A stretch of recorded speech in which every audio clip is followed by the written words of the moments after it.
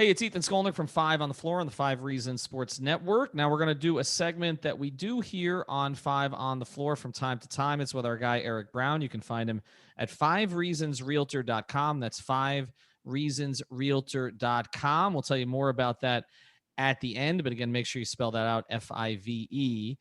Eric tends to challenge me on some things. He's an avid listener of the podcast. And again, we've done a dozen or so of these segments already. Eric, let's get to it. What do you got for me? I wanted to first just take a look at what happened to the Miami Heat since they were in the bubble to what happened this year. And then based on that, I would like to discuss how they move forward. The first thing that I wanted to address was there's been a lot of talk in the media and on social media that what the Heat did in the bubble was a fluke, and that the results of this season bear that out. And I don't think that's an accurate way of looking at what happened last year in the bubble. What I think is germane to examine is the changes in the team this year versus the team that was in the bubble. In the bubble, since the bubble, the Heat have lost, in effect, the way that I look at it, two starters. The obvious one is Jay Crowder, who was a physical wing player who could defend and shoot threes, and not someone that was so easily replaced. In fact, I heard Chris Vernon comment on a Ringer podcast that no less than 20 teams inquired about Jay Crowder during his free agency last year.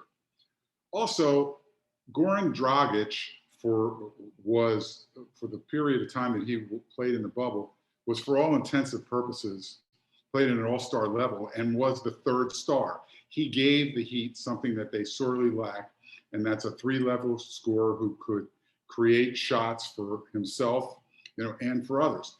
So you drop these two major pieces out of your starting lineup. Then Andre Iguodala, who was an important rotation player, kind of aged out and didn't give us anywhere near the production that he did during last year. And then Tyler Hero, for whatever reason, served as a super six man and also someone who was able to create his own shot and could shoot from outside. And for whatever reason this year, wasn't the same player. So that team that was in the bubble, it wasn't a fluke. It's just that for all intents and purposes, three of them weren't the same players or not here. And one, for another reason, maybe just because of youth, didn't produce this year. So now we have to really realistically look at going forward. What kind of team are the Miami Heat? Is it unreasonable to expect them to win a championship in the near future? And I think that it is. So to that end, I'm very concerned about them giving Jimmy Butler this 4-year max extension that he's asking for. First of all, the construction of the team, you have the two top salary guys, Bam Adebayo and Jimmy Butler, both can't shoot threes. And if you watch the playoffs here going on, you see how important spacing and shooting threes are. In fact, of the top 31 scorers, of all the scorers that averaged 20 points or more in the league this past year, there were 31 averaged 20 points or more. Jimmy Butler had the highest three-point percentage of those. Of the top 50 scorers on average in the NBA this last year, Jimmy Butler and Bam Adebayo were the two with the lowest three-point percentage. So to start right off with, you have a spacing problem, and you're eating up $60 million of your cap space going forward. Jimmy Butler is going to start this next year at age 32. Who are we going to get that's going to make us a title contender, Miami Heat, that are going to beat the Nets, for instance? I don't want to go on and on here, but do you? I can go team by team, Ethan. I'd really like to ask you. Do you see us beating the Nets in the next couple of years for the title? Do you see us beating the Suns in the next couple of years if Murray comes back? Do you see us beating the Nuggets for the title in the next couple of years? Would you rather be the Celtics with Jaylen Brown and Jason Tatum right now, or would you rather have Jimmy Butler and Bam Adebayo going forward for the next couple of years? I'm just very concerned that we're making a commitment that's going to field a competitive team, but it's not going to yield a championship in the long run, because by the time that Bam Adebayo is able to really contribute as a max player and start to score and give you what you need, play up to his contract, Jimmy Butler is going to be in the decline. All right, there's a lot to get to there. So let me start from the very beginning. I think that, and we'll get into Jimmy. The first part of this is, are they the same team? They're not the same team. I don't think they anticipated necessarily being the same team, even with a lot of the same players. I think they thought they could plug certain holes. So the Crowder situation, they thought they could plug it with Harkless. They couldn't. Then they thought they could plug it with Ariza. They did for a period of time, but we all know that that's a stopgap. Hero not developing, I think, is something they think could be probably be fixed to a certain degree in the offseason.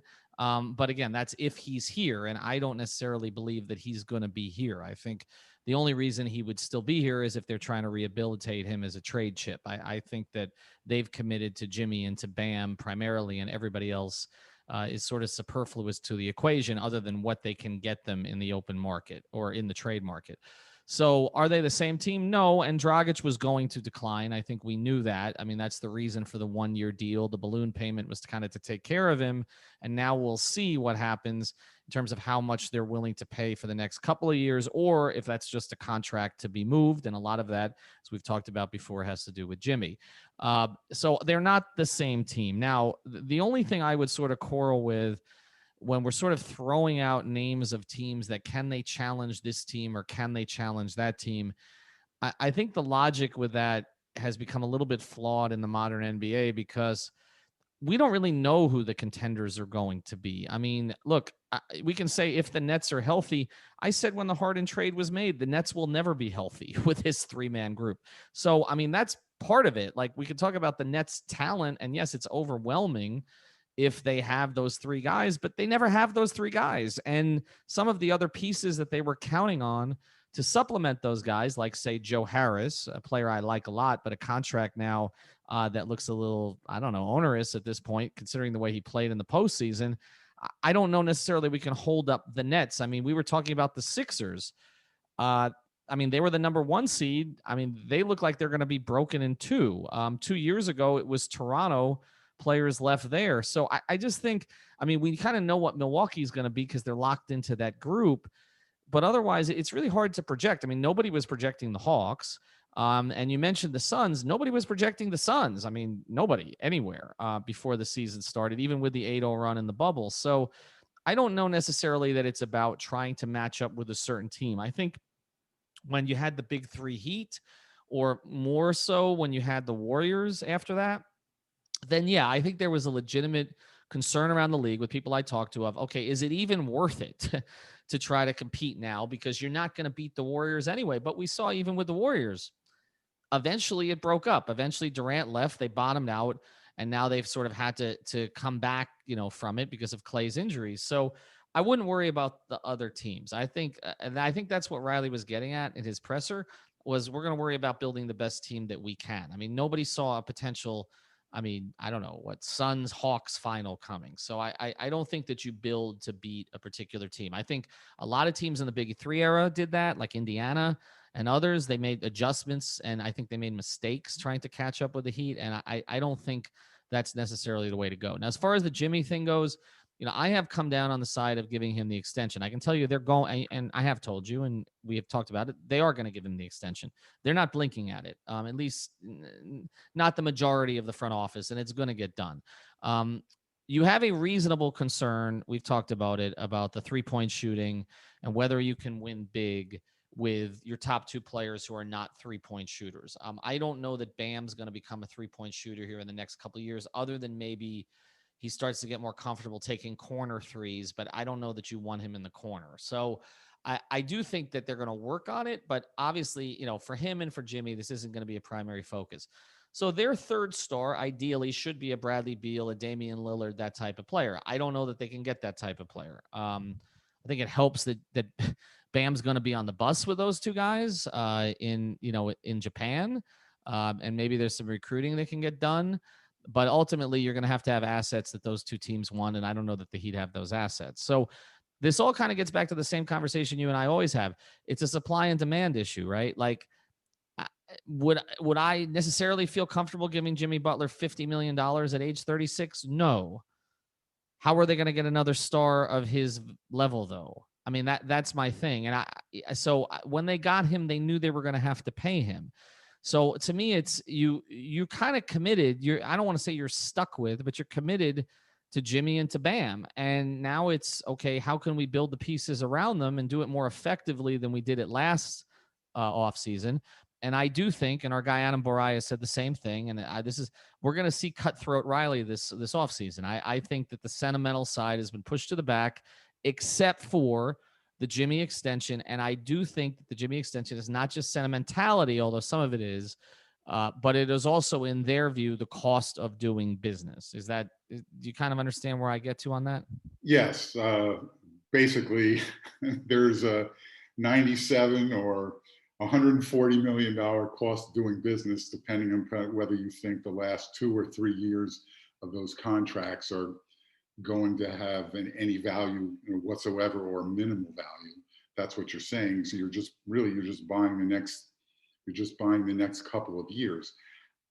I could see that if I thought that there was a chance of building a championship team in the next 2 to 3 years. That's why I started, and I gave you an incomplete list of the teams that worry me and seem like they have a better chance of producing a championship roster before the Heat can. And that's why it's a cost benefit here, if you analysis, whether you want to pay that additional premium for keeping Butler on the roster, for that period of time. And incidentally, when I heard the podcast last night about Bam and doing the recruiting, and I think it's great that he's on the Olympic team, and it's only going to be positive for his development, and it does have the potential to develop some relationships for down the road.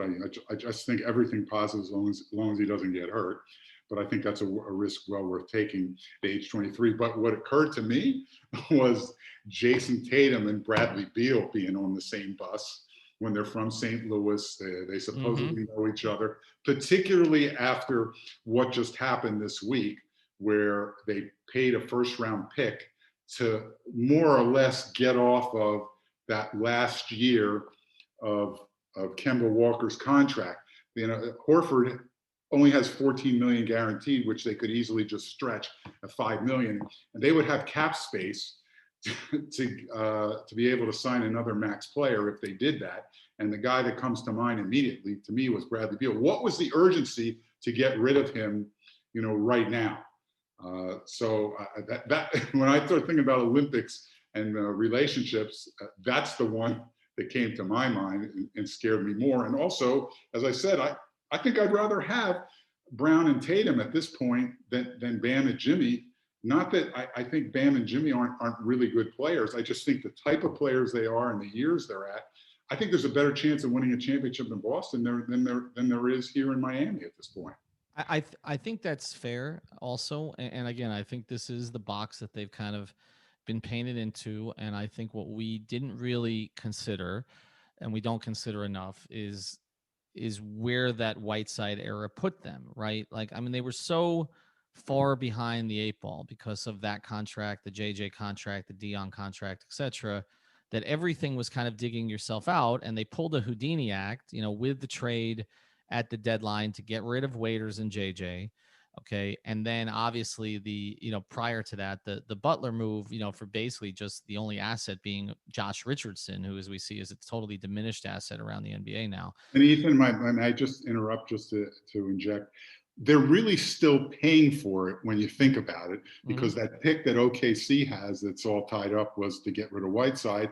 And this Yes. year we have 5 million, we still have it on the cap from getting rid of Tyler Johnson. Right, because of the Ryan Anderson move, which nobody talks about enough. So yeah, I mean, they have been, they were strapped as a result of those moves. I mean, the 16 and 17 summers, for a variety of reasons, whether it was, the sentimental part that was created in Pat because of the way that the 16 summer with Dwayne was botched, and then everything that was done after that, not the contracts in 16, the short contracts, but then paying those guys the next year, plus the Tyler Johnson contract, which was a reaction in part, which wasn't really Pat, but that was a reaction in part to Dwayne leaving, and not wanting to lose that asset. So all of those things combined, they were in bad shape. I mean, as Zach Lowe said, I mean, they had the bleakest future in the league.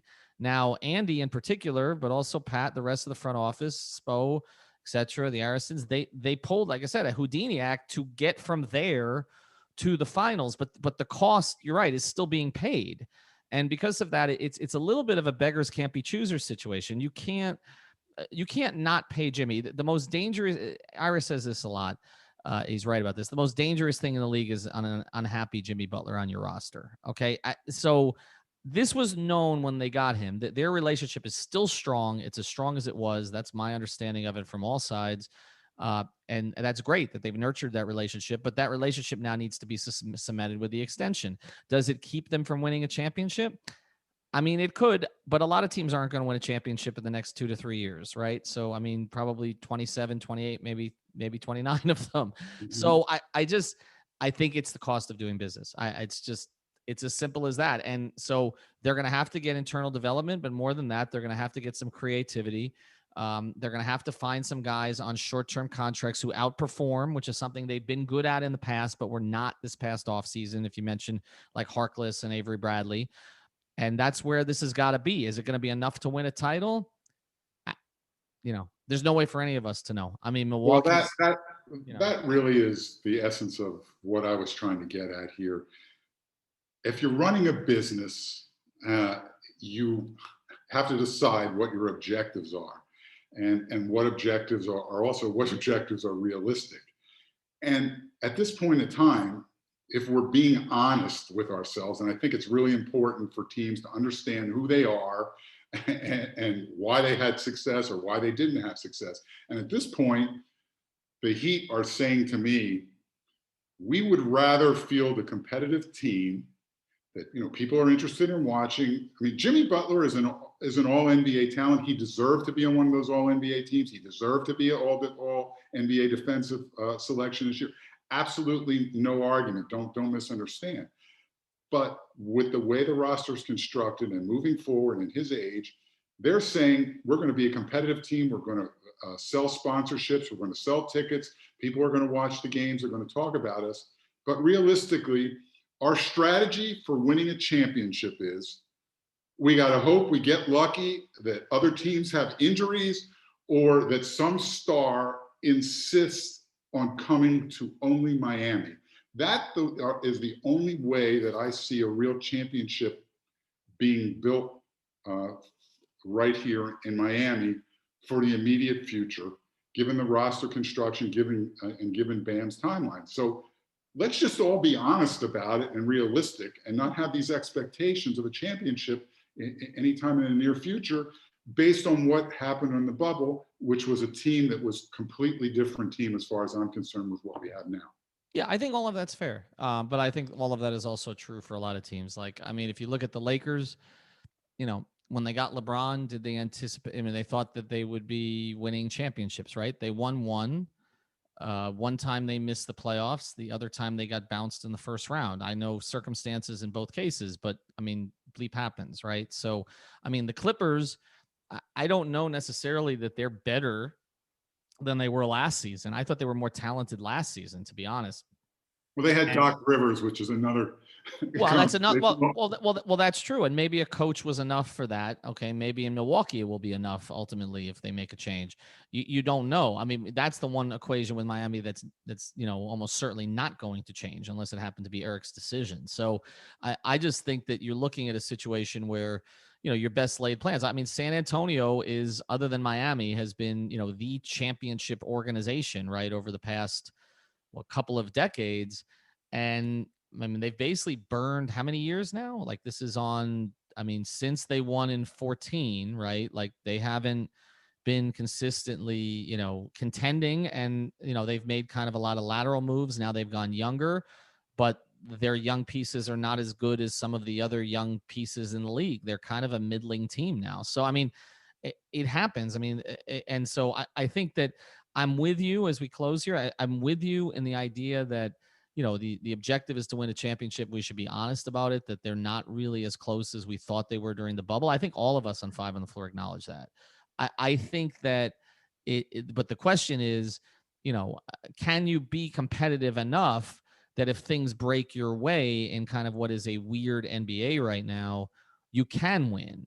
And I think we've seen that with the Suns. I mean, look how many things have had to break the Suns' way this year. I mean, they got health from, until now, they got health from Chris Paul and from Devin Booker during the season. They didn't have a long playoff. They weren't in the playoffs. They were in the bubble, but they weren't in the playoffs last year. The Jay Crowder acquisition clearly has worked, but they've also gotten development from DeAndre Ayton, and they've gotten Cameron Payne, a guy who was like bouncing around the league, who was considered to be an unplayable, has been one of the best backup point guards in the league. So, I mean, Mikal Bridges, don't forget him. Mikal Bridges was a tremendous trade that has ended up working. That's not even a James Jones trade. Like that ended up working, I don't believe. So that ended up working out very well. So I just think that I think that, yes, the expectations on the parts of Heat fans are probably too high.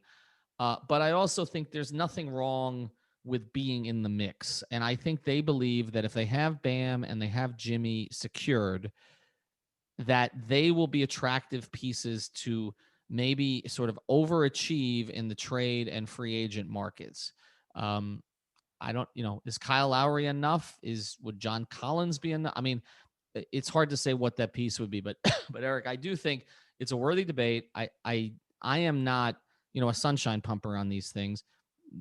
They are at a bit of a deficit. There's no question. The 3-point issue is huge. You have to have elite 3-point shooting around those two guys.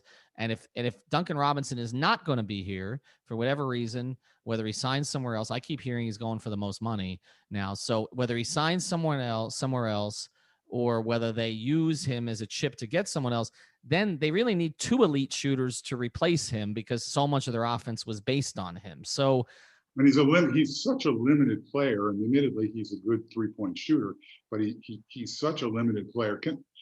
I just want to throw out one last strategy here that I know you don't like, and a lot of people won't like, but if winning a championship is truly the sole objective, as radical as it sounds, I would consider trading Jimmy Butler, and I would also, and then just play Hero and Adebayo, let them develop, and use the flock of picks that I would get for Butler, and go from there. We need a whole nother podcast for that. We'll do that next week, because I got to run on this one. Let me think about it. We'll talk about it next week. I don't know how that one's going to fly, but we'll get to it. Eric, where can people find you? 5reasonsrealtor.com. I can actually help you with some houses right now that I know of inventory. I mean, this is the craziest market, and you really need a realtor that knows what they're doing at this point. You shouldn't be out there with your Aunt Sally trying to buy property right now, because it's really crazy. 5reasonsrealtor.com. That's Eric Brown. Make sure you reach out to him. We will have the Jimmy Butler debate next week. I promise. The second Jimmy Butler debate. Yes. Thank you. All right. Thanks, man. Bye.